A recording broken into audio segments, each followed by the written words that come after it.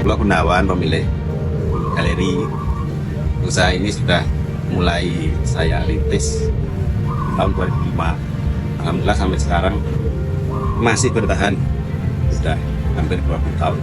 Kita bergerak di bidang kerajinan, khususnya batok, khususnya tempurung kelapa. Tapi kita juga melebarkan produk di produk dekor, meskipun baru ya sekitar 3-4 tahun ini. Usia 39, jadi saya mulai dari tahun 2005, berarti dari umur berapa ini? 20-an tahun. Kalau model kita pemilik usaha, awal kita merintis itu kan kita sebagai pelakunya. Jadi kita yang megang semua produksi, pemasaran, terus karena produk kita diterima pasar, ada pengembangan di kuantitasnya, akhirnya kita tambah karyawan, ngajarin teman-teman yang ada dan sebagainya. Sampai sekarang masih megang. Meskipun tidak semuanya. Jadi ada beberapa segmen pemasaran di sini. Ada yang pemasaran lokal, ada yang untuk PT, ada yang ekspor juga. Nah, kita sebagai QC-nya masih 2012 saya mewakili Jateng DJ untuk Wirausaha Muda Mandiri di tingkat nasional juga. Kalau pelatihan hampir semua lah. Cuman basic kita dari bawah, jadi basic kita dari pelatihan dari kabupaten sampai akhirnya kita bisa mewakili DIY itu untuk apa ya, untuk kewirausahaannya ya. Tapi untuk pelatihan yang dasar seperti pelatihan pembukuan, pelatihan pemasaran, ada sertifikasi produk juga, pengembangan produk itu ada. Cuma saya berhenti di tahun 2016 sampai sekarang.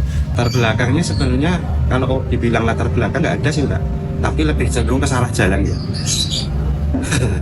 Lebih cenderungnya ke salah jalan karena kita sendiri juga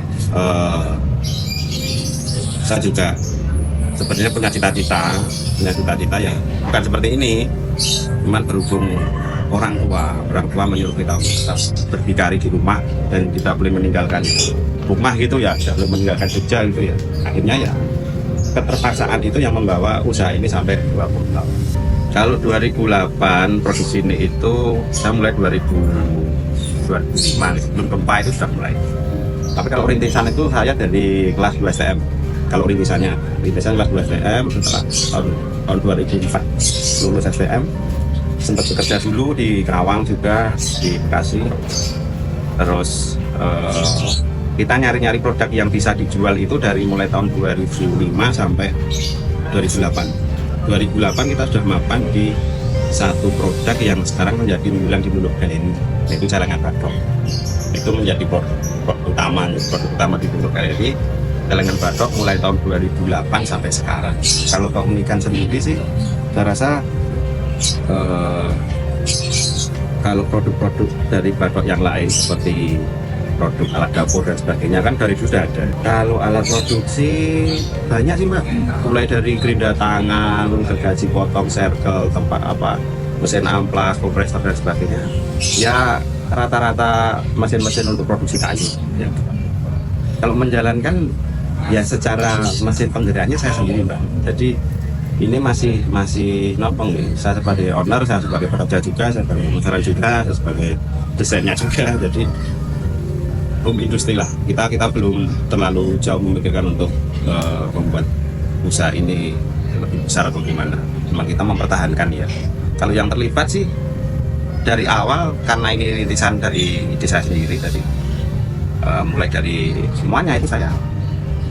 Kalau sekarang kan udah jalan.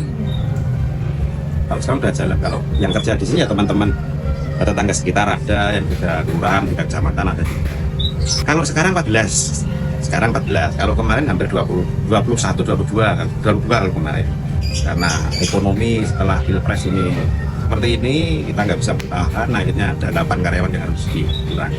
Kalau kita kan menyesuaikan pasaran gitu, kita menyesuaikan pasaran.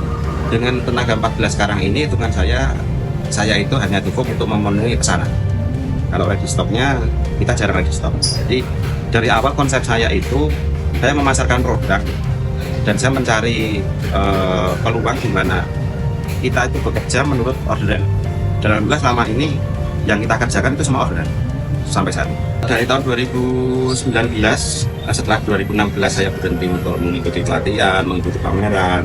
Itu saya fokus di pengembangan pemasaran, fokus pemasaran. Alhamdulillah tahun 2018 itu kita mendapatkan buyer yang sampai sekarang masih jalan. Itu kita ke Jamaika sama ke Bahamas. Itu sekali PO bisa sekitar 7.000 pieces celengan. Itu dikerjakan selama 3 bulan. Jadi rata-rata berapa itu? Baru 7.000 per 3, sekitar 2.500an ya. Plus untuk lokal. Jadi mungkin dengan kapasitas 14 tenaga kerja sekarang. Karena saya baru jalan tenaga kerja 14 ini baru jalan sekitar bulan Desember kemarin. Kalau waktu 20 orang itu sebulan kita bisa produksi sekitar 6.000 bulan. Tapi kalau sekarang karena pengurangan tenaga, sebulan kalau di total produksinya dari mulai cangkir, mangkok, teko, tempat permen, celengan sendiri itu paling sekitar 3.000-4.000. Kalau bahan baku sebenarnya sini banyak, kawasan sini banyak, khusus sini aja banyak.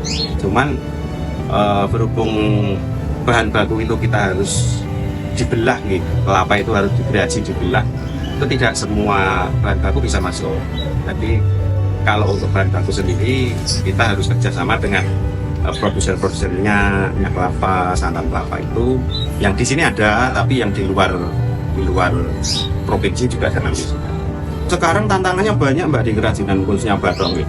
Dengan adanya kelapa di ekspor ini kan otomatis harga kelapa naik.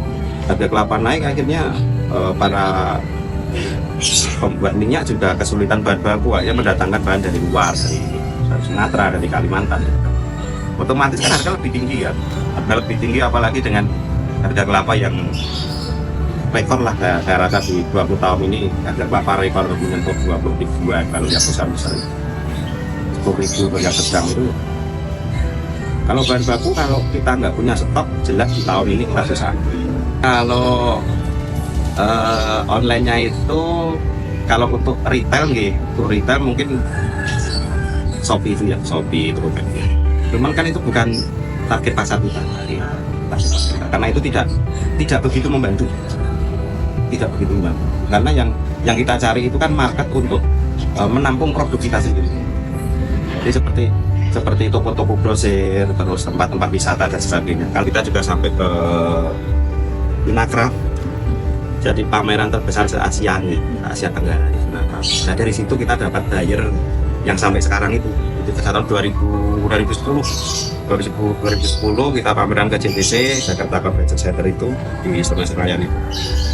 Pulang-pulang kita mendapat buyer dari sana, kita mendapat buyer, kita itu sampai sekarang. Rata-rata omset itu kalau dari pembukuan omset itu cukuplah untuk bayar karyawan, beli bahan baku sama operasional belum. Bagaimana pengharapan pengrajin, bagaimana pengharapan orang-orang industri kreatif nih, itu cenderung kita tidak bisa menentukan sendiri bagaimana kita harus melangkah, tapi karena banyak peraturan, banyak regulasi dari pemerintah itu yang terutama untuk ekonomi ya. Karena industri kreatif seperti ini kan kita tidak bisa menjual kalau di mana masyarakat kita sendiri baru ekonominya rendah. Harapan saya lebih ke kebijakan pemerintah tentang pajak, tentang regulasi bahan baku, semua sektor lah ya. Itu Jogja sendiri sebenarnya sudah menjadi masalah yang bagus ya. Tujuan pariwisata, terus Malioboro gitu.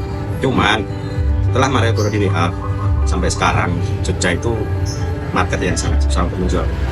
Sebelum Malioboro diubah, kita itu bisa produksi dan bisa dibuka pasar untuk kawasan Malioboro sendiri itu sekitar seminggunya 1.000 pieces celengan kedok. Setelah Malioboro diubah, kita 2 bulan buat 200. Harapan kita ya, tapi semuanya kan kita juga tergantung pemerintah. Kalau pemerintah itu mendukung, ya pasti ekonomi kreatif naik. Kalau pemerintah itu mempunyai kebijakan sendiri, ya kalau itu kontra dengan produksi di industri kreatif, otomatis juga mematikan industri sendiri.